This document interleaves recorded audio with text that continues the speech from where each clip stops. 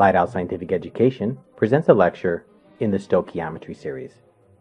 The topic, Stoichiometry, problem solving. Material in this lecture relies on an understanding of the previous lectures, balancing chemical equations, the mole as a quantity, molecular weight and conversions, and mole ratio, intro to stoichiometry.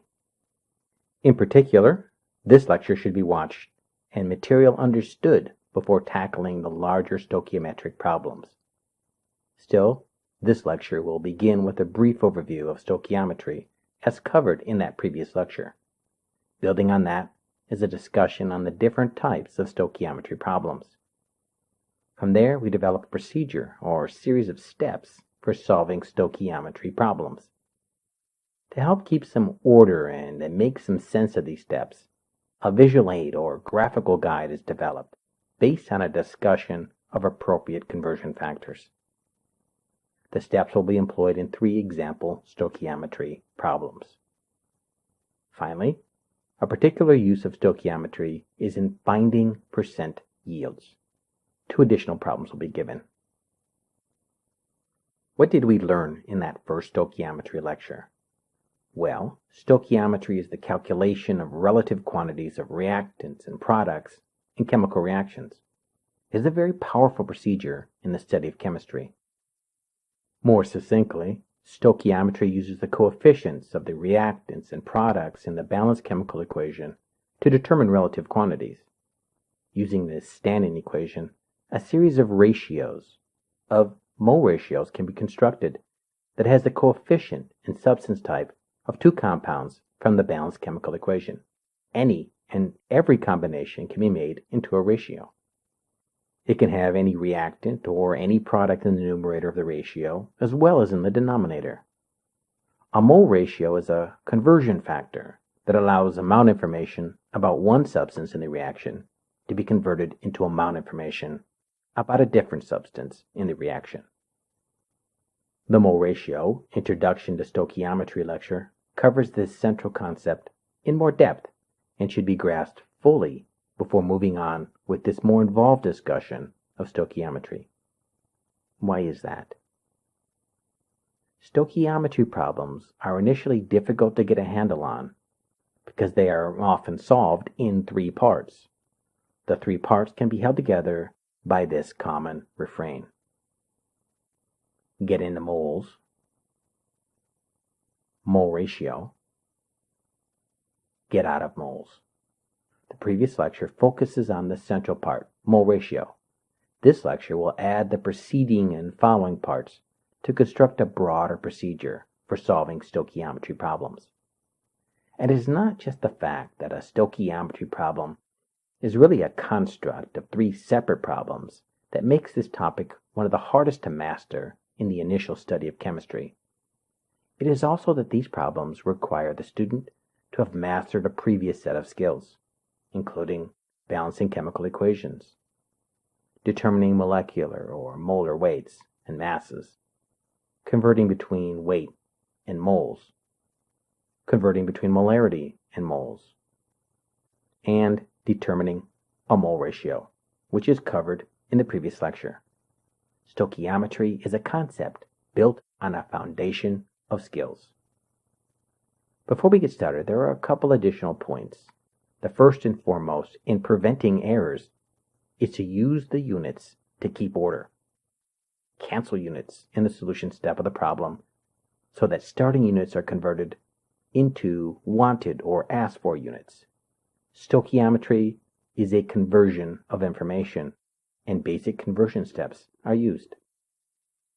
Stoichiometry is a broad topic, and not all aspects are covered in all courses.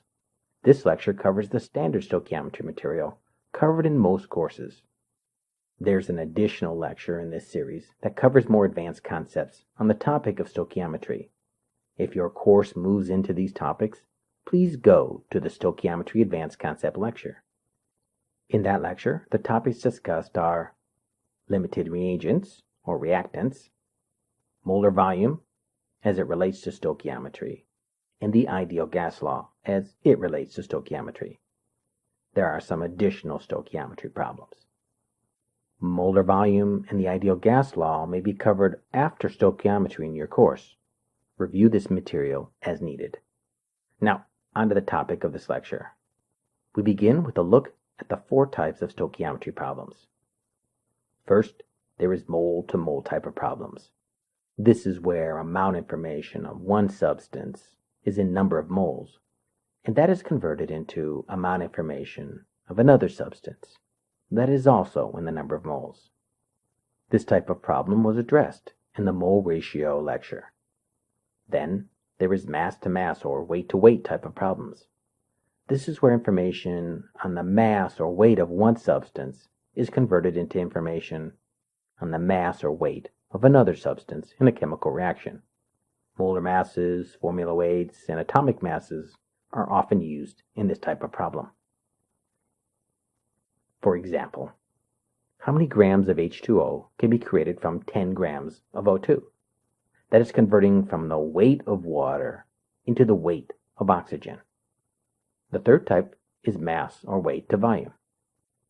Here weight is given for one substance and is converted into the volume of some concentration of another substance. Molarity is often used in this type of problem. Volume to mass type of problems are also under this heading.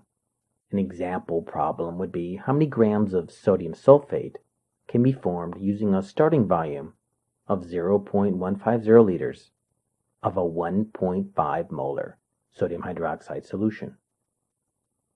The last type is volume-to-volume problems.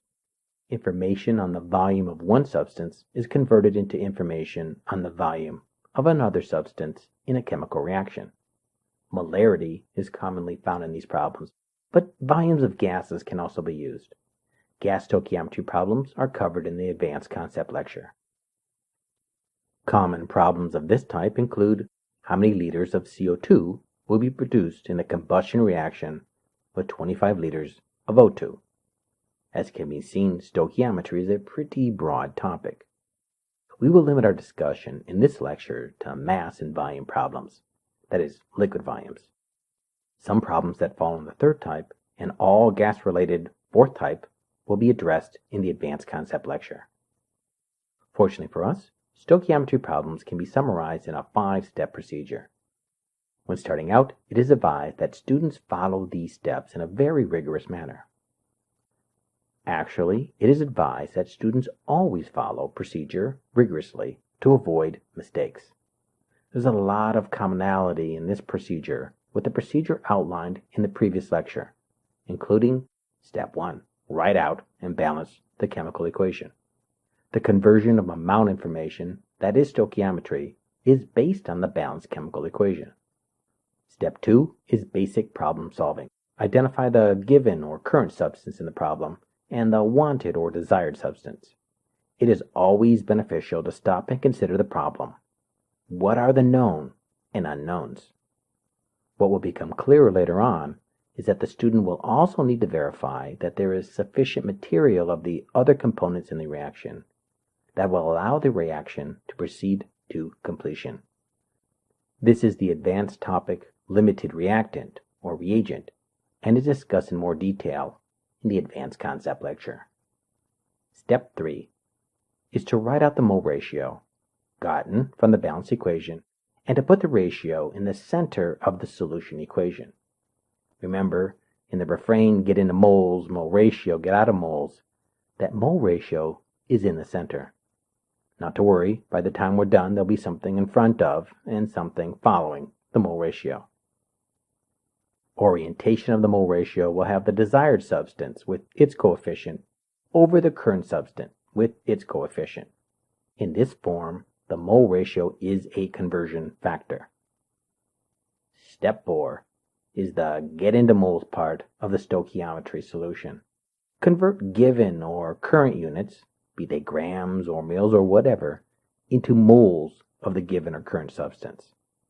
This step uses previously developed skills such as conversion of grams into moles through molar mass and volume into moles using molarity.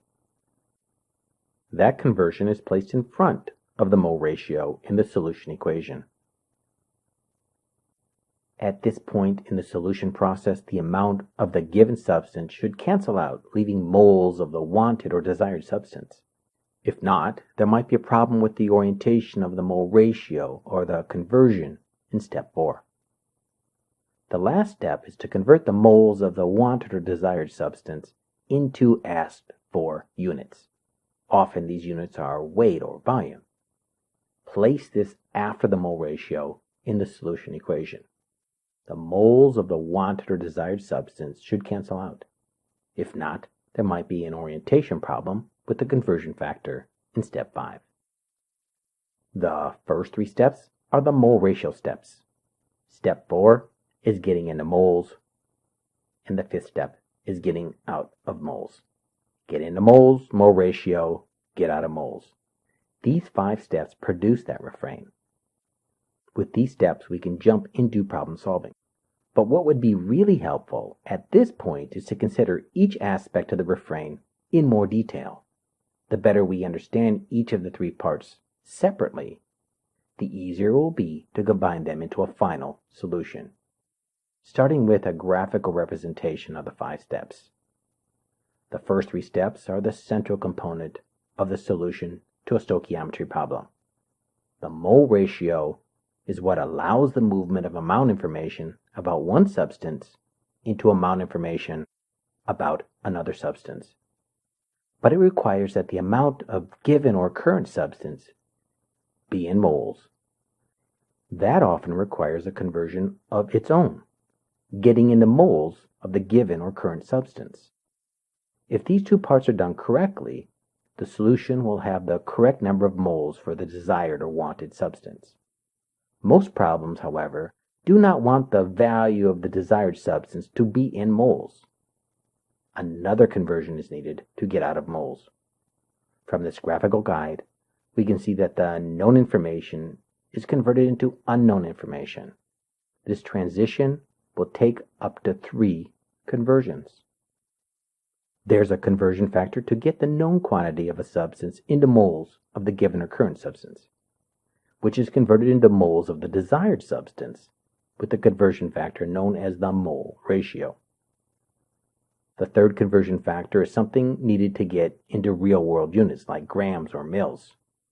Stoichiometry problems are complex because they involve 3 separate conversions. The 5-step process separates these conversions so that the student is only focused on one conversion at a time. As mentioned, the mole ratio was covered in the previous lecture. So let's look more deeply at the first and last conversion, starting with the first conversion, getting into moles. And that conversion begins with a basic set of questions. What type of units might the amount of the given substance be given in? Followed by, what is the conversion factor that takes those given units and converts them into moles of the given substance? Well, we might get lucky, and the amount of the given substance is given in moles. In that case, there is no conversion. But what if the starting amount is in weight, like grams? What converts grams of a substance into moles of that substance? It is the molar mass. That can be atomic weight, the formula weight, or the molecular weight. The orientation of the molar mass has to have the gram amount in the denominator so that they cancel out with a given gram amount. If we were given 4.25 grams of calcium carbonate and had to get into moles of calcium carbonate, we would calculate its formula weight and insert that into the problem so that grams of calcium carbonate cancel out and we give an equivalent amount of moles of calcium carbonate. What conversion factor would be needed if the given amount was in volume? Let's just consider the volume of a solution and say that the units are liters. For such problems, the molarity will also need to be given. The molarity will serve as a conversion factor with the units of liters in the denominator. If the problem has the given substance as 0.150 liters sodium hydroxide, which came in a concentration of 0.1 molar, the molarity would be oriented so that liters of NaOH cancel out, and the equivalent amount of moles of an NaOH is obtained.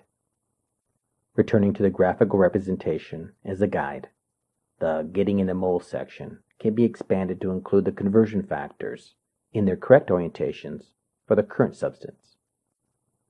When the current substance is given in weight units, that will be the molar mass. And when the current substance is given in volume units, that will be the molarity. Since all conversions of this type are done the same way, this guide can be directly consulted when solving stoichiometry problems. What about that third part of the stoichiometry solution, the getting out of moles part? A similar set of questions can be asked for this part.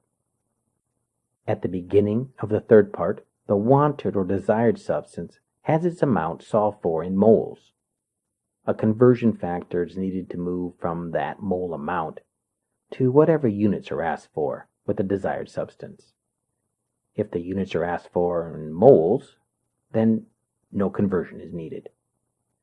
If the asked for units are grams or some other weight, then the molar mass, atomic mass, or formula weight will be needed. The orientation of the molar mass needs to have moles in the denominator so that they cancel out with the moles produced in the get into moles and mole ratio parts. Specifically, they will cancel out with the moles in the numerator of the mole ratio. Say coming out of step 4, the mole ratio produces 0.15 moles of water. The problem, however, asks for grams of water. The molecular weight of water is a conversion factor with moles of water in the denominator so that moles will cancel out and an equivalent weight of water is produced. This is a standard mole to weight conversion. If, however, the problem asks for amount of the desired substance to be given in molarity, molarity is moles over volume. Coming out of the mole ratio step, the desired substance is already in moles.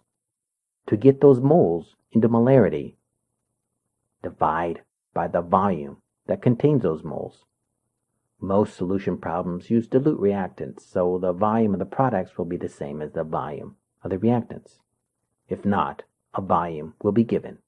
In this example, the mole ratio gives 0.44 moles of HCl. The problem, however, wanted HCl in molarity and was generous enough to provide access to the volume of the final solution.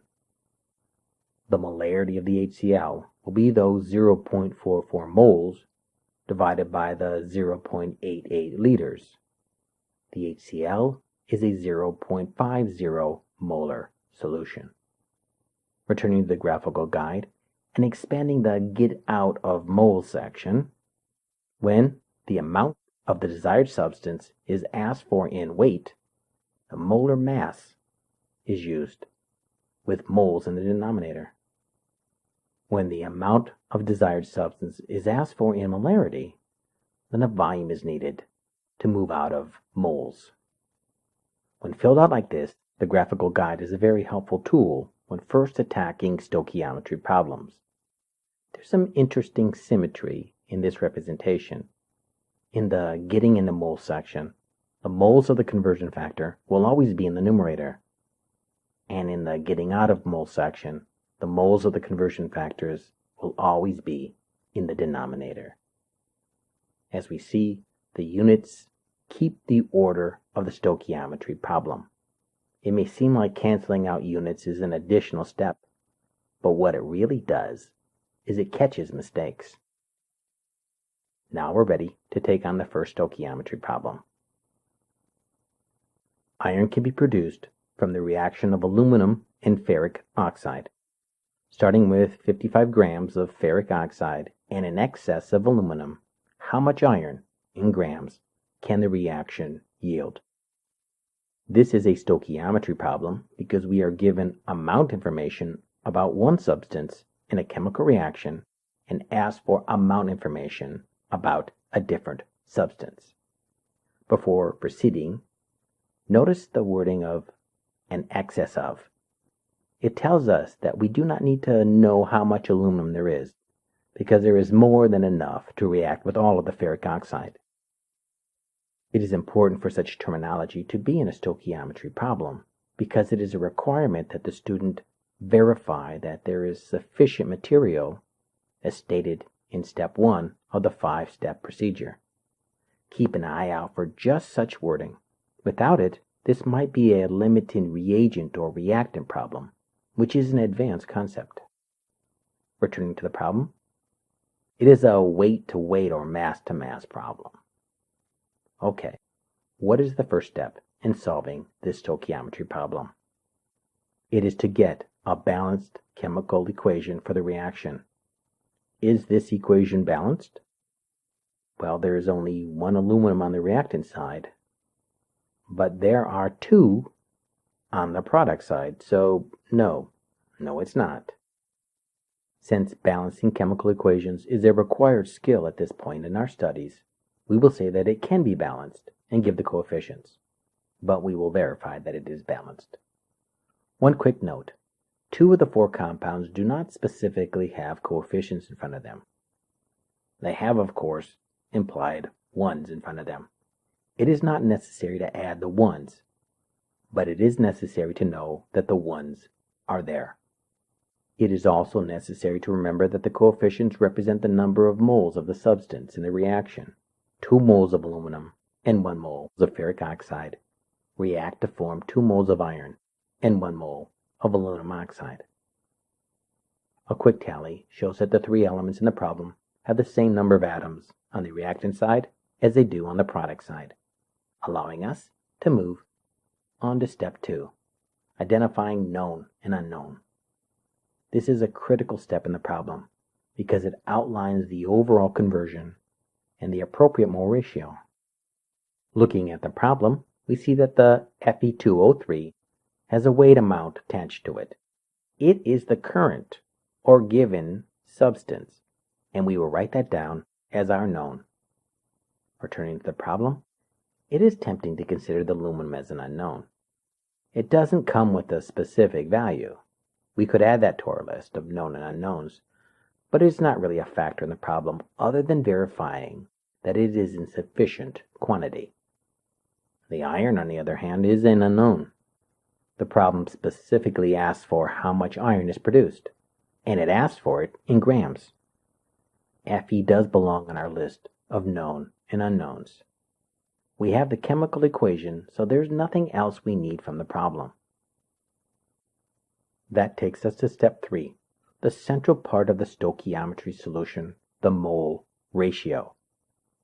The orientation of the mole ratio will have the desired substance with its coefficient from the balanced equation in the numerator, and the current substance with its coefficient in the balanced equation in the denominator. What will never be appropriate is using values from the problem in the mole ratio.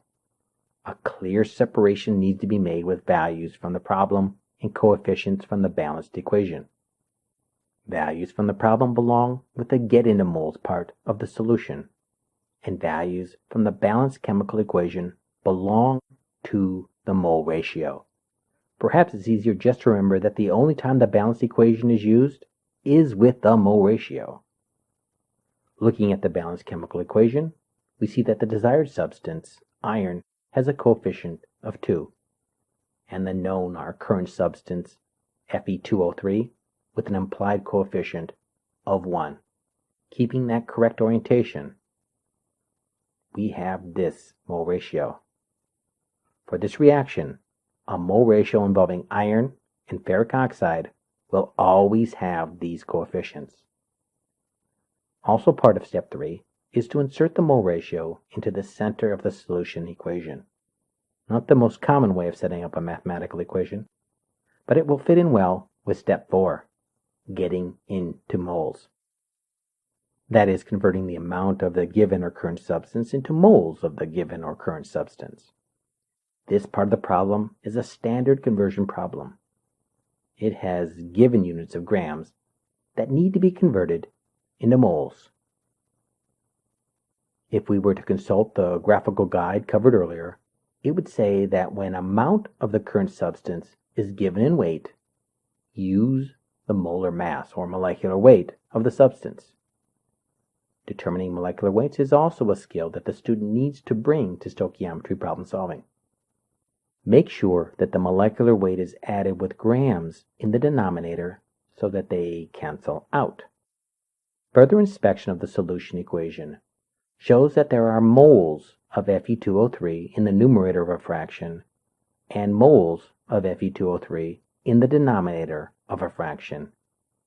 These will also cancel out, leaving just moles of the desired substance, Fe. The canceling of units verifies that we have set up the solution equation properly. It's all too easy to flip a fraction and not realize it. At this point in the solution, we should have moles of the desired substance. If that is not the case, then a review of our previous work is in order.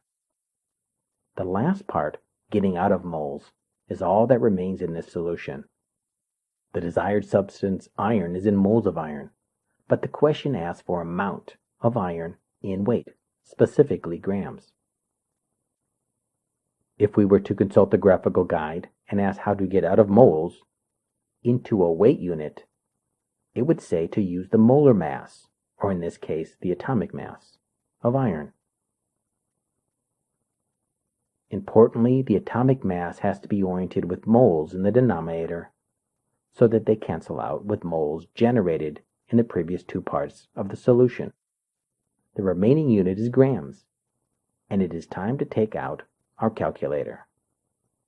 It is a very busy problem, and there is room for miscalculation. A common practice is to multiply all the numerators together and then divide by each denominator. Values of 1 can be omitted from the calculation. In this problem, that would be 55 times 2 times 55.8 divided by 159.7 for a final value of 38 grams of iron. In this reaction, 55 grams of Fe2O3 reacting with an excess of aluminum can produce 38 grams of iron, at least in theory.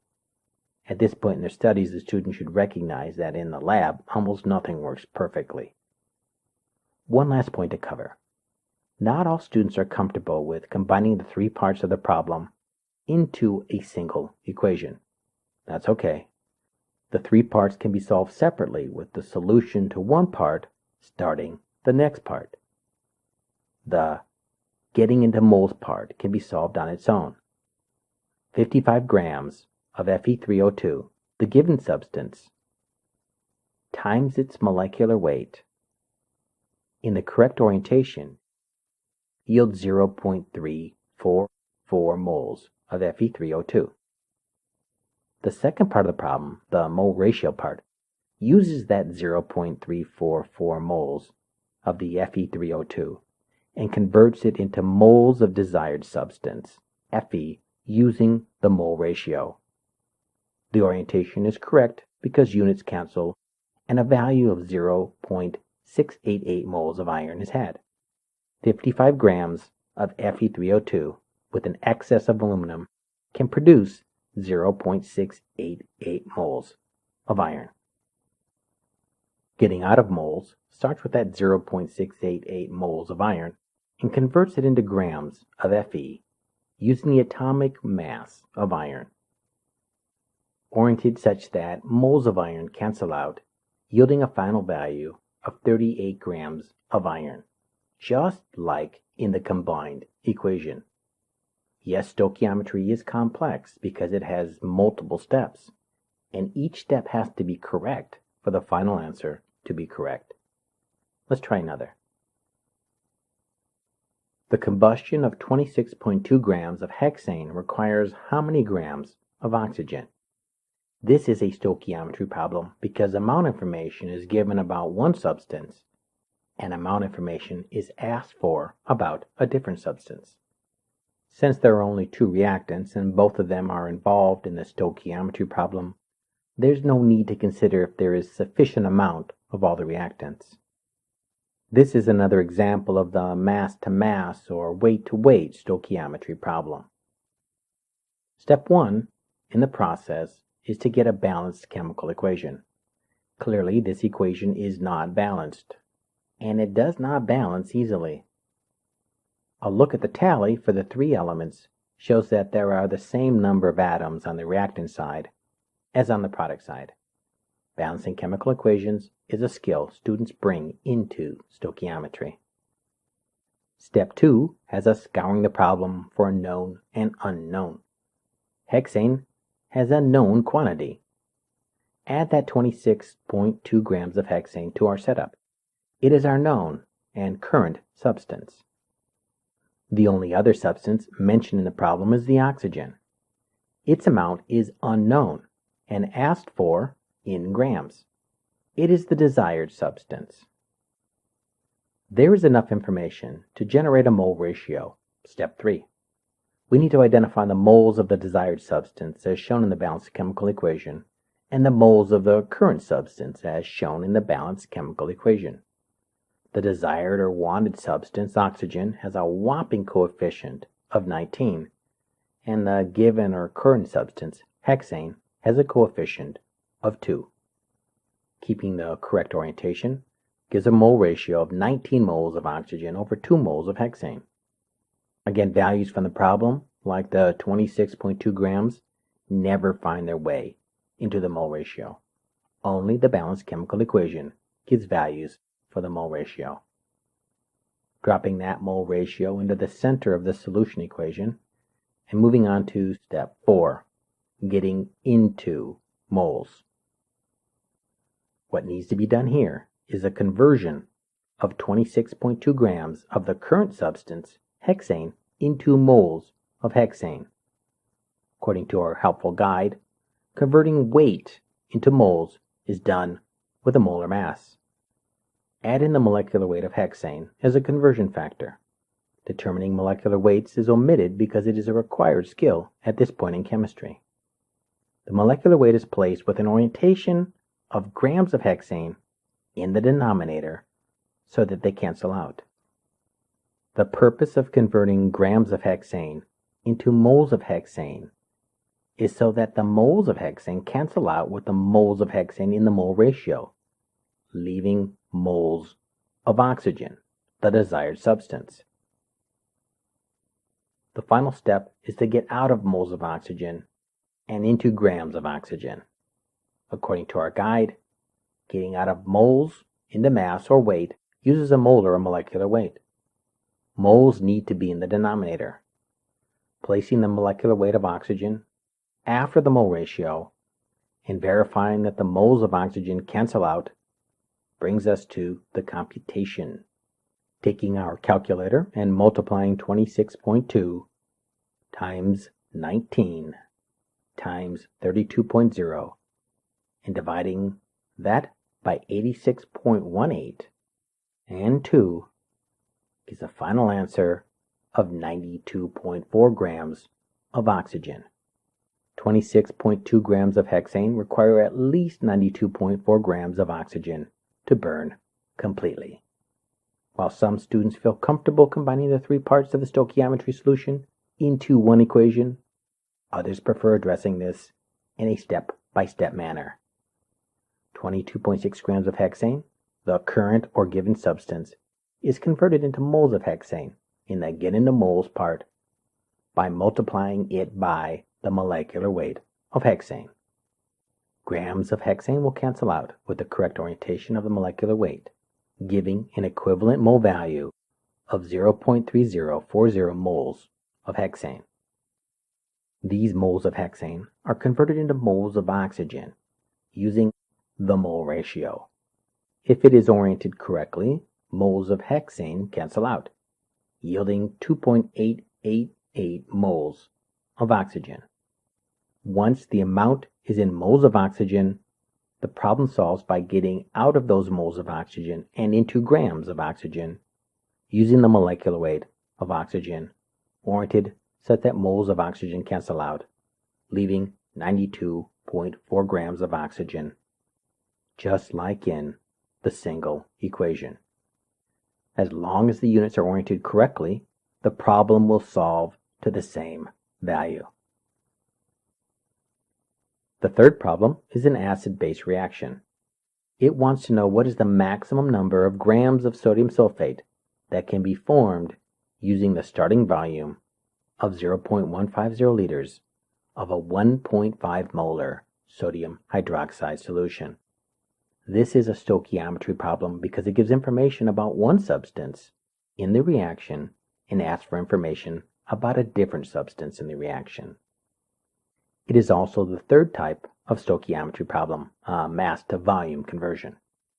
In this problem, it will actually be a volume to mass conversion.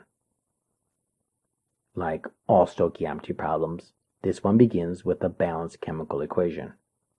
Since there are no coefficients attached to these compounds, it is probably reasonable to guess that the equation is not balanced. It actually balances rather easily, which can be verified with a look at the tally of elements. There are equal number of atoms on the reactant and product sides. With that complete, it is time to return to the problem and find a known and unknown. For the known, we are given the amount of the reactant sodium hydroxide. It is given as a volume, but that volume needs to be given with a particular concentration. Solving stoichiometry problems that has molarity does require an understanding of volume and concentration. The other substance mentioned in the problem is the sodium sulfate. It is a product of this neutralization reaction. The problem asks for its mass or weight in grams. Sodium hydroxide is the known or current substance, and sodium sulfate is the unknown or desired substance. Now to the central part of the stoichiometry solution, the mole ratio. The orientation of the mole ratio has the desired substance with its coefficient in the numerator and the current substance with its coefficient in the denominator. The mole ratio is 1 to 2 moles of sodium sulfate to sodium hydroxide. The mole ratio holds the center of the stoichiometry solution. Before we can use the mole ratio, we need to get the current substance into moles. Our current substance, sodium hydroxide, has its amount value given in volume. The volume has a molarity. How do we go from volume into moles? Bringing up the graphical guide, we see that in the Getting into Moles panel, that when volume is the given unit, the molarity is the conversion factor. Be sure to have liters in the denominator. The given molarity of the sodium hydroxide is 1.5 molar. That is 1.5 moles of sodium hydroxide for every 1 liter. In this orientation, liters cancel, as do moles of sodium hydroxide. Volume information about sodium hydroxide has been converted into mole information about sodium sulfate. But the problem did not ask for moles of sodium sulfate. It asked for grams. One more step is needed, and that is to get out of moles and into the requested unit of grams. What converts moles and grams? The same thing as in the previous 2 example problems. Molar mass. This time, it is the formula weight, since sodium sulfate is an ionic compound. Be sure that the orientation is such that units of moles of sodium sulfate cancel out, leaving grams of sodium sulfate. Taking out our calculator and ignoring the ones, multiplying 0.150 times 1.5 times 142 divided by 2 gives a final answer of 16.0 grams of sodium sulfate. 0.15 liters of a 1.5 molar NaOH solution can at most produce 16 grams of the product Na2SO4. The 3 parts of the stoichiometry problem combine into a final solution using a single equation or can be solved in a sequential manner. 0.150 liters of the given substance NaOH times the molarity of the sodium hydroxide, oriented so that the liters cancel out, produces 0.225 moles of NaOH. There are 0.225 moles of NaOH in 0.150 liters of a 1.5 molar NaOH solution. Take that value and put it before the mole ratio which has the current substance in the denominator, so that moles of NaOH cancel out, leaving 0.1125 moles of Na2SO4. That value is used as the starting amount in the getting out of moles into grams part. The formula weight of sodium sulfate is the conversion factor, oriented so that the moles of sodium sulfate cancel out, leaving that same 16.0 grams of sodium sulfate. There is an additional stoichiometry problem in the next section. However, at some point the student needs to sit down and work through enough problems so that they feel comfortable with the procedure. There are no shortcuts concerning stoichiometry. The final topic of the lecture is yields. A yield, in the context of a chemistry course, is the amount of product obtained in a chemical reaction. But no reaction is complete. There's always some reactant that didn't get consumed, or there were additional chemical reactions that occurred outside of the expected reaction. Some reactions also go in the reverse direction. A common step in doing a chemical reaction is finding out just how complete the reaction was. In considering the level of completion, there are a couple terms that need to be introduced. The first is the theoretical yield. It is the maximum amount of product as calculated from the balanced equation. There is an upper limit on how much matter can come from a chemical reaction, and it is set by the amount of matter of the reactants. Theoretical yields are calculated on paper. Theoretical yields are exactly what we did in the previous 3 stoichiometry problems. A second important term is the actual yield. It is the amount of product actually recovered and measured when the reaction is carried out, generally in a lab setting. Often this measurement is in weight or volume. In a lab setting it is measured, but in a homework problem it has to be given. Taken together, they can produce a percent yield. It is the ratio of actual yield to theoretical yield. The ratio is multiplied by 100 to give percent. Percent yield reveals how close the experiment was to 100% complete. Since no reaction is 100% complete, the actual yield should be lower than the theoretical maximum yield. In practice, the actual yield is lower than the theoretical yield because mistakes get made, or the reactants are not completely pure, or the reaction goes in both directions. We're not going to go into the hows and whys right now.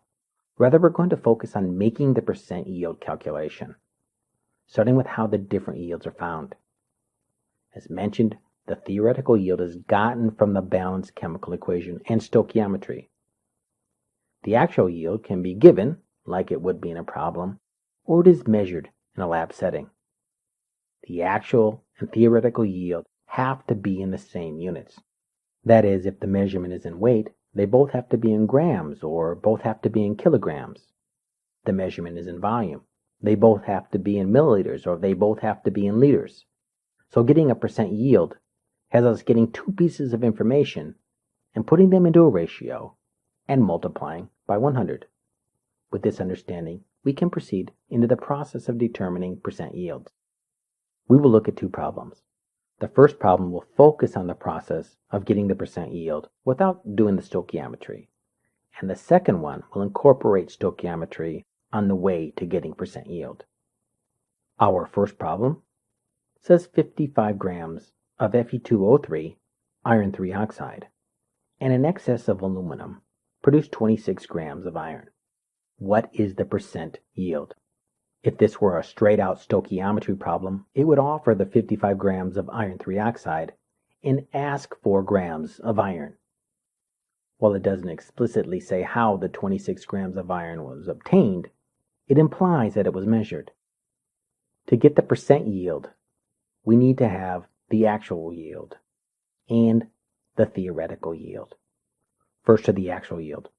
Where can we get that? Well, since we did not perform the experiment, it has to be given. Actual yields cannot be calculated. They have to be measured. So in percent problems like this, that value will be in the problem. Half of our ratio is done with the 26 grams of iron. What about the theoretical yield? It has to be calculated or given. Since this is our first percent yield problem, let's say that we ran through the steps of solving a stoichiometry problem and had the given value of 55 grams of iron 3 oxide turned into moles, and used a mole ratio to get into moles of iron, the desired substance, and then used an atomic mass of iron to get out of moles, and came up with 38 grams of iron.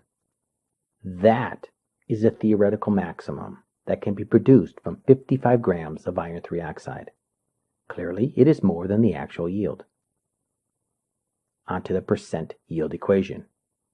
It has actual yield of 26 grams of Fe over theoretical yield of 38 grams.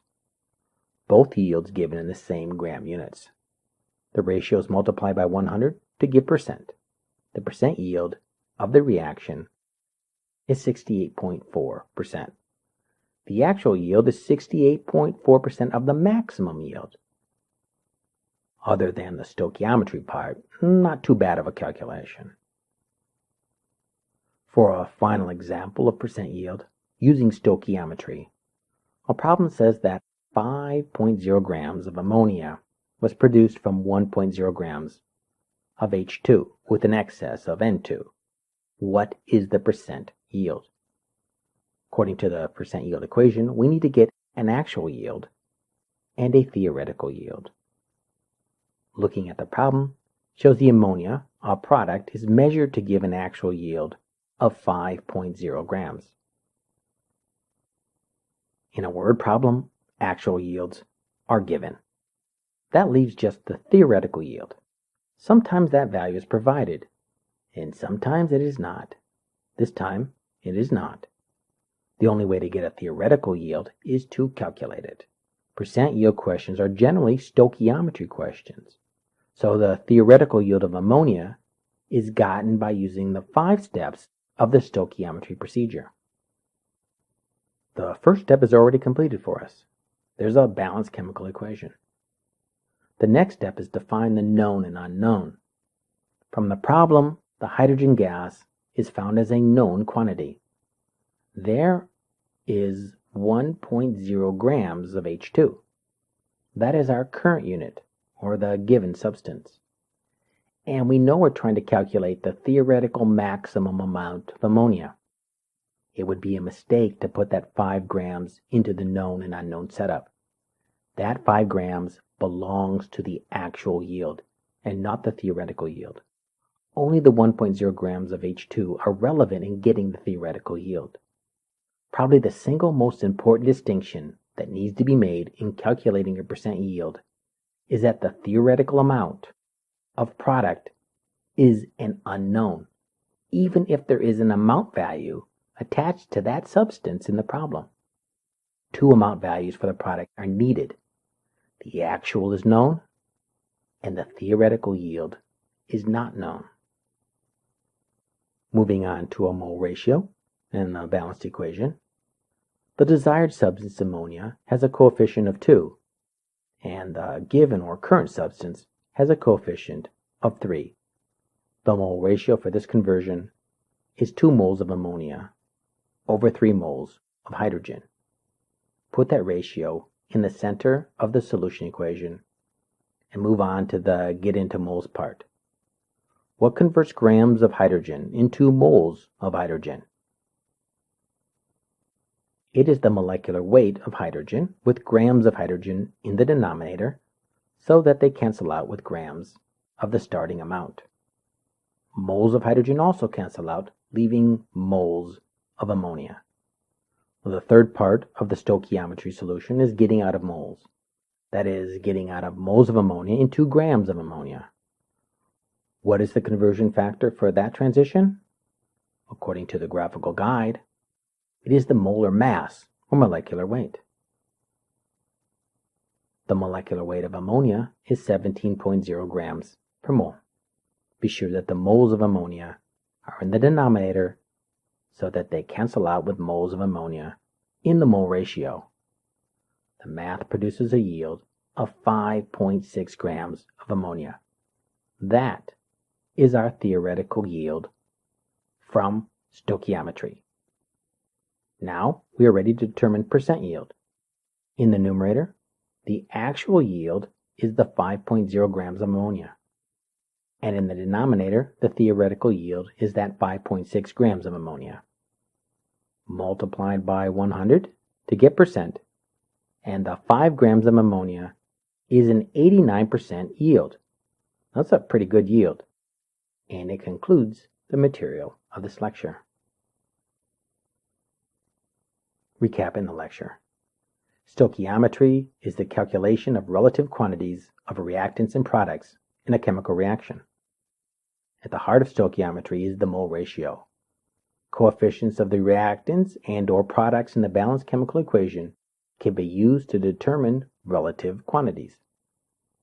There are 4 types of stoichiometry problems. The first type is where moles are given and moles are asked for. This type is addressed in the mole ratio lecture. The second type has amount of the given substance in mass or weight, and the amount of the asked for substance also in mass or weight.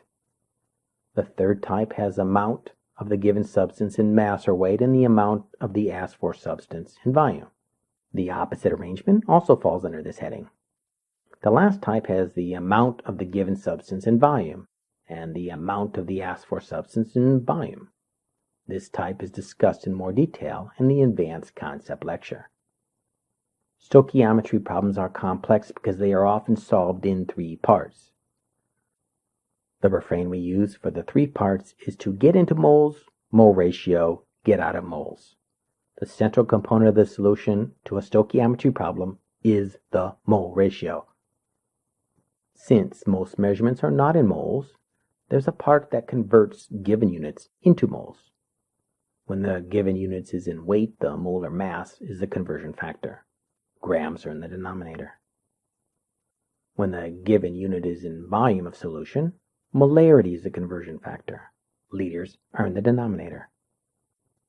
Since most problems ask for a real-world unit like grams or molarity, there's a third part to the solution. If the problem wants the final units to be in weight, the molar mass is the conversion factor. If the problem wants the final units to be in molarity, then the moles from parts 1 and 2 are divided by the final volume. A 5-step procedure for solving most stoichiometry problems was offered. It begins by writing out and balancing the chemical equation. Then it has the student digging through the problem to identify the given or current substance and the wanted or desired substance. Find a known and an unknown. From steps 1 and 2, write out the mole ratio and put it in the center of the solution equation. Now, get into moles by converting the units of the given substance into moles. Place that conversion in front of the mole ratio in the solution equation. Get out of moles by converting the mole unit of the wanted substance into asked for units, grams, mils, or whatever. Place the conversion after the mole ratio in the solution equation. Cancel units and solve. The mole ratio, central part. Get into moles, get out of moles. The last topic was yields.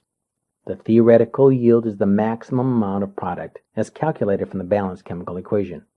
This is done on paper and is a stoichiometry problem. Contrast that with the actual yield. Is the amount of product actually recovered and measured when the reaction is carried out in a lab? It should be less than the theoretical yield. These 2 yields come together in the percent yield. It is the ratio of the actual yield to theoretical yield times 100. It is a marker for how efficient the reaction was. And that completes our lecture. The single best way to prevent errors in stoichiometry is to keep track of the units.